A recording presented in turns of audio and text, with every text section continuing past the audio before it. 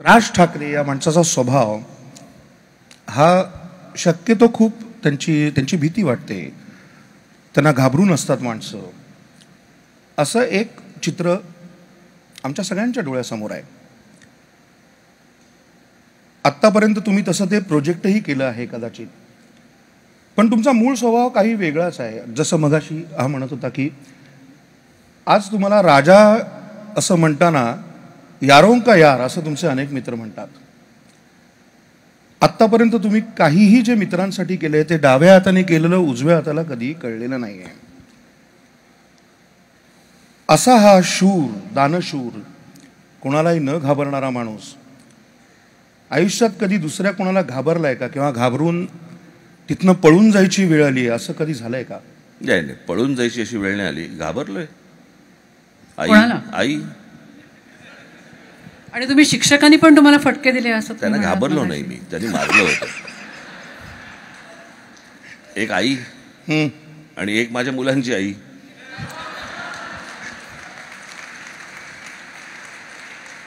Oasis फर्टिलिटीच्या तज्ज्ञांनी IVF उपचार पद्धतीद्वारे 1 लाखांहून अधिक जोडप्यांना मातृत्व प्राप्तीचा आनंद दिला आहे.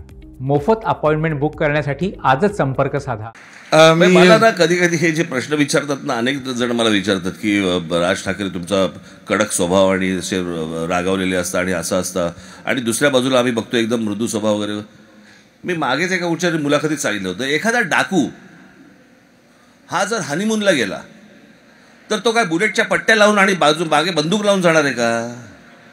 तिकडे तो डाकू वेगळा असतो.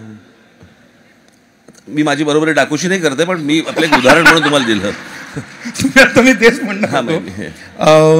ते आता म्हणाले मी ह्यांना घाबरतो पण पळून कधी गेलो नाही. कसं पळणार आता? बर, मी माननीय श्री शर्मिलाताई ठाकरे यांचं स्वागत करतो. आज त्याही इथे आलेले आहेत.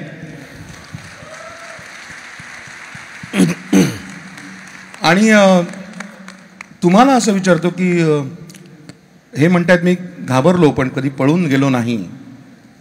लाईट्स प्लीज आत्ता लावलेत. हां, तर तुम्हाला असा कुठला प्रसंग माहिती आहे का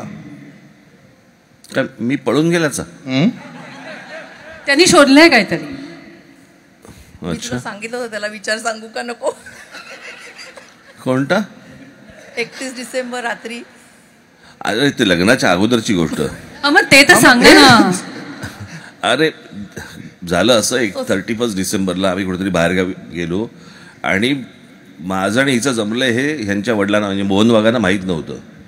रात्री काही 2, 2:30, 3च्या सुमारास मी म्हणजे हिला सोडायला गेलो गेटपाशी. तर गेटपाशी कोणतरी मला फिरताना दिसलं, तर हिने मला सांगितलं राजा निघ, बाबा आहेत. बरं, 31 डिसेंबरची पहाट होती. मी बघतोय, म्हटलं बाबा नाही, वॉचमन आहे. ती बोलली निघ आत्ता, ते बाबा आहेत. आणि जेव्हा मला ते दिसले त्यावेळेला एकदाच पळून गेलो होतो फक्त. अच्छा, तसं पळून जाणं तेवढंच. कारण तेव्हा आम्हाला मोहन काका असं म्हणाले होते की फायनली वाघाने त्याची पोरगी सिंहाला दिली. तुम्ही काय म्हणालात त्याच्यावर? मग कशावरनं? वाघांची मुलगी सिंहाच्या घरी आली. नाही, त्यांना नाही, आम्हाला म्हणाले. सिंह माझी आया झडली आता सगळी. तेव्हाचे फोटो आहेत का रे? मागे पहा तुम्ही कसे दिसता वेगळे.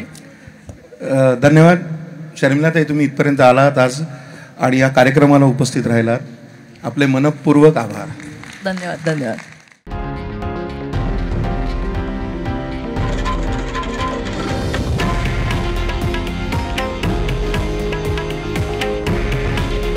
हे आहे देशातील नंबर 1 न्यूज नेटवर्क आणि आपण पाहत आहात TV9 मराठी.